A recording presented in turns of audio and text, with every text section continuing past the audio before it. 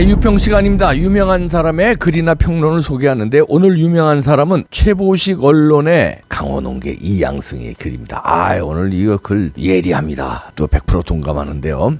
일단 제목이요. 강한 정부 전략을 안택하면 윤석열과 한국 보수는 오히려 위태로워져. 글대로 읽어드립니다. 삼국지와 조선왕조실록은 재밌다. 삼국지에서 가장 억울한 사람은 조조다. 조선왕조실록에서 가장 억울한 사람은 이방원이다. 삼국지 인물 중에 가장 유능하고 개혁 성향이 강한 사람은 실은 조조였다. 하지만 주자학자들에 의해 조조는 간웅조조로 낙이 찍혔다. 오죽하면 한국인들도 간웅조조라고 부른다. 이방원도 좋은 평가를 못 받긴 마찬가지다. 그런 조조나 이방원이 착한 사람들인지 나쁜 사람들인지는 알 길이 없다. 분명한 것은 그런 이들이 권력을 잡으면 백성들 먹고 살기가 편해진다. 세종이 선정을 펼 수 있었던 이유도 태종 이방원 때문이었다. 태종 이방원은 집권 후 사익 추구, 형, 대신들을 모두 내쳐버렸다. 게임 이론으로 보면 교과서적인 깡패 전략이다. 태종 이방원은 새로 들어설 정부에 시사점을 남긴다. 지도자는 착한 사람이 아니라 나라를 위해 안정된 균형 경로를 깔아주는 사람이다. 대신들이 아니라 백성들을 생각해서다. 균형 경로를 찾기 위해선 전략적 사고가 있어야 한다. 모두가 이기적이기 때문이다. 답은 간단하다. 윤석열 정부는 강한 정부 전략으로 가야 한다. 통합도 좋고 포용도 좋다. 하지만 비리와 부정부패를 덮고 적당히 넘어가면 안 된다. 그건 겉만 그럴듯한 신사 전략이다. 실은 권신들 간의 이해관계가 얽힌 결과이다. 정치판에서 모든 신사 전략은 허구다. 대부분 100% 이기적이기 때문이다. 그래서 역설적으로 신사 전략은 반드시 깡패 전략으로 귀결될 수밖에 없다. 이미 수학적으로 증명이 되어 누군가의 지식 재산이 된 사실이다. 즉 한쪽이 신사 전략을 택한다고 해도 후에 반드시 깡패 전략은 택해질 수밖에 없다. 평화를 외치는 문재인과 좌파들이 무지막지한 깡패 전략을 택한 것도 우연이 아니다. 전략적 사고에 따른 것이다. 한국 현대사를 보면 신사 전략을 택한 건 오히려 보수 우파 쪽이었다. 아이러니가 아닐 수 없다. 전두환도 노태우도 자신들이 대통령이 되고 나서 김대중을 잡아 가두진 않았다. 한국의 친북 부패 좌파들이 세력을 키워 기세등등해질 수 있었던 이유다. 그리고 그들은 수많은 혼란을 초래했다. 강조하지만 새 정부가 한국의 미래를 생각한다면 신사 전략이 아니라 깡패 전략을 택해야 맞다. 진짜 깡패가 되려는 뜻이 아니고 반복 게임을 이해하고 그에 맞는 전략 선택을 하라는 것이다. 그렇게 되면 강한 정부 전략을 택하는 것이 맞다. 게임 이론가들에 의해 자문을 구해보라. 수학적으로 증명이 가능한 사실이다. 그 말은 강한 정부 전략을 택하지 않는다면 극도의 혼란이 초래될 가능성이 크다는 뜻이기도 하다. 이방원 같은 웅지와 결단력이 없다면 한국 정치판에 넘쳐나는 부정부패와 불법적 사익 추구 행위들은 절대 근절될 수 없다. 깡패 전략을 통해서만 해결 가능하다. 윤석열이 5년 동안 해야 할 일은 강한 정부 전략을 통해 부정부패와 불법적 사익 추구 행위들을 발본색원하는 것이다. 강한 정부 전략을 택하지 않으면 윤석열과 한국 보수는 오히려 위태로워질 수 있다. 강한 정부 전략은 소신을 갖고 비정상을 정상화시키는 것이지 정치 보복이 아니다. 시장을 건강하게 하는 전략이기도 하다. 새 정부가 신사 전략을 택한다면 좌파 세력들은 윤석열을 바보로 만들고 말 것이다. 그래서 윤석열과 새 정부는 전략적 사고가 필요하다. 합리적이라면 강한 정부 전략을 택하지 않을 수 없다. 깡패 전략은 좋아서 택하는 것이 아니라 말 그대로 택하지 않을 수 없어서 택하는 것이다. 태종 이방원이 한 고민이었다. 어차피 문재인과 좌파는 깡패 전략을 택했다. 그러기에 이제 신사 전략은 택해질 수 없다. 교과서에 나오는 내용이기도 하고 수학적으로 증명이 된다. 길어서 증명은 생략하겠다. 이제 한국이 발전하려면 균형 경로는 정해졌다. 즉 집권하는 모든 이들이 깡패 전략을 택하는 것이다. 몽상적인 사고로 인기를 위해 새 정부가 어설프게 신사 전략을 택하려 하다 큰 위험을 초래할 수도 있다. 깡패 전략은 오히려 긍정적일 수도 있다. 깡패 전략이 반복적으로 택해지면 예측 가능한 사회가 된다는 장점이 있다. 그 결과 한국 정치판의 모든 경기자들은 스스로 보다 더 엄격해질 수밖에 없다. 즉 법과 규칙을 더 엄격히 지킬 유인이 커지는 것이다. 그리고 도덕적으로 재무장하게 된다. 권력을 내려놓고 난 후가 두렵기 때문이다. 아무리 도덕과 윤리를 회복하자고 외쳐도 필요 없다. 깡패 전략을 택하면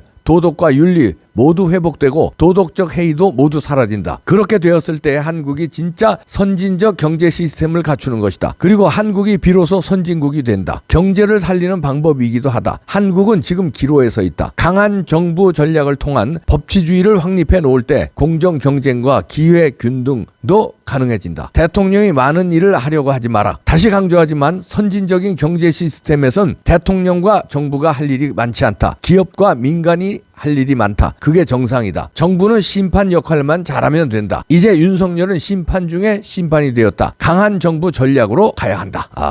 이렇게 이양승의 칼럼이었는데요. 깡패 전략. 다시 말해서 강한 정부 전략을 택하지 않으면 윤석열은 위험해질 수 있고 한국 보수도 위험해질 수 있고 나아가서 대한민국이 위험해질 수 있다 이런 얘기인데요. 미국이 세계 패권국이 되고 지금 패권국을 유지할 수 있는 거는요. 그 다민족 국가예요. 베라벨 인종들이 다 와서 사는데 이 깡패 전략 굉장히 무섭습니다. 법이요. 뭐 200년, 1000년 받는 것도 있잖아요. 이 감옥을. 사람이 200년, 300년 어떻게 살 수 있습니까? 그러나 그거니 엄두에도 못하게 그 상징적으로 200년, 300년을 때려서 영원히 감옥에서 못 나오게 하는데 200년, 300년 살지도 못하는데 왜 때리냐면요. 그 상징적으로 엄하게 주는 강한 정부, 깡패 전략을 택하는 겁니다. 국내 정치도 그렇게 하지만요. 경찰들도요. 예를 들어서 지시 안 따르잖아요. 총 쏴요. 그렇게 강하게 경찰이 강하고 그다음에 국제 정치도 강하잖아요. 바로 러시아 지금 우크라이나 공격하니까 우크라이나가 동맹국이 아니에요. 동맹국이었으면 벌써 미국이 들어갔을 겁니다. 근데 동맹국이 아니기 때문에 안 들어가는 거예요. 그 대신 아주 경제적으로 완전히 목숨 끊게끔 경제적으로 압박을 하고 물밑에서 우크라이나를 도와주고 있거든요. 그리고 세계를 움직이면서 자 러시아 다 압박해야 된다. 그래서 전 세계가 거의 지금 러시아 압박하고 있지 않습니까? 정치적으로만 압박하는 게 아니라 경제적으로 압박하죠. 그 다음에 스포츠, 외교, 문화 전부 다 압박합니다. 완전히 고립시켜버리거든요. 이런 게 다 깡패 전략입니다. 그렇지 않으면 미국을 얕잡아보고 패권국을 유지가 안 돼요. 이렇게 세게 하니까 국민들도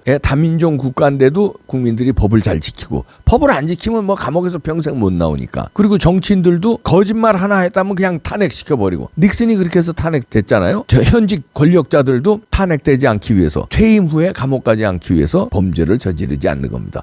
엄두를 못 내요. 엄두 냈다가는 감옥에서 평생 못 나오니까. 그러니까 이 윤석열 정부 시작할 때 어설프게 저쪽에서 말하는 통합정부 이거 인기 끌기 위해서 그 무슨 뭐 김부겸 총리라든가 뭐 이것저것 뭐 생각하는 것 같은데 당분간 김부겸 총리 카드는 뭐 괜찮을 수도 있어요. 왜냐면 어차피 저기서 딴지 걸 거 아니에요. 총리를 인준해야 총리 제청을 받아서 장관들을 임명하는데 총리서부터 발목 잡을 거니까 누구를 내세워도 발목 잡을 거예요. 김부겸은 발목 안 잡을 거 아니에요. 지네 편이니까. 유용할 수 있지만 그 이후는 깡패 전략을 택해야 된다. 다시 말해서 대장동 수사 원칙대로 다 잡아 쳐넣어야 돼요. 그리고 탈원전 수사 해서 문재인도 죄가 있으면 죄를 받아야 되고요. 죄가 있잖아요. 탈원전도 그렇고 송철호 사건도 다 수사 다시 해야 됩니다. 다시 해서 엄격하게 저쪽에서 이미 깡패 전략을 써서 박근혜 대통령, 이명박 대통령 등 그때 일했던 사람 국정원장 뭐 수석들 다 감옥 보냈잖아요. 그러면 여기도 마찬가지로 깡패 전략을 써서 그러나 저쪽은 죄도 안 진 사람들을 감옥 보냈는데 이쪽은 죄 진 사람들만 보내도 충분합니다. 죄가 분명히 드러난 사람들 다 감옥 보내야 돼요. 그래서 깡패 전략으로 맞서야 되고요. 그리고 부정선거 자꾸 이봉규 TV에서 부정선거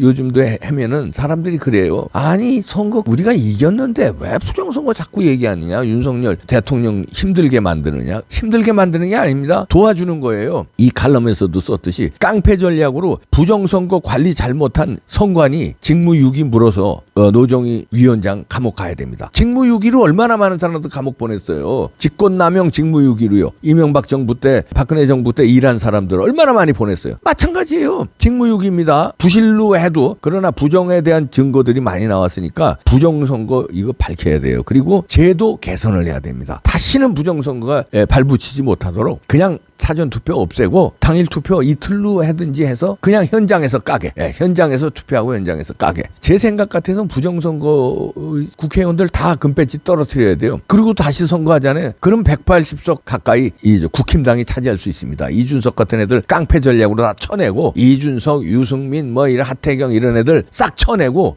깡패 전략으로 가야 돼요. 그리고선 부정선거 뭡니까 소송 재판 해서 부정선거다 결론 내리면 어떻게 돼요? 선거 다시 해야 돼요. 부정선거 안 하고 총선 다시 하면 국힘당이 과반 이상 차지합니다. 그러면은 이제 앞으로 법 만들기도 좋고 의회가 자기 편이 되면 얼마나 정치하기가 좋습니까? 정신으로 목숨 걸고 해야 됩니다. 시민단체들을 키워야 됩니다. 진지전들. 전광훈 목사를 비롯한 그 국민혁명당과도 협조해서 거길 특공대로 만들어야 돼요. 민노총이 나오면 이쪽에 전광훈 목사 팀이 나가서 맞짱 뜨고 전교조 이상한 교육을 하면 이쪽에 우리 시민단체들이 맞짱 뜨고 이런 식으로 우리 우파 시민단체를 키워야 됩니다. 깡패 전략으로 키워야 돼요. 이에는 이, 눈에는 눈, 악에는 악, 깡패 전략으로 가야 됩니다. 그 정도 그릇이 또 윤석열 당선자가 있어요. 강단이 있고 박범계 추미애하고 맞짱 뜨는 거 그때 보여줬잖아요. 실력을. 지금 대통령이 됐으니까 뭐 좋은 게 좋은 거다 이런 식으로 하면 맥힙니다. 인수위 때부터 잘 작전을 짜시길 바랍니다. 작전을 잘 짜가지고 임기 시작하자마자 파파파파파팍 치고 들어가서 법으로 날리는 거예요. 파파파파 압수수색 속전속결로 깡패 전략으로 틀을 잡길 바랍니다. 그래야 국민이 편화되는 거 아닙니까?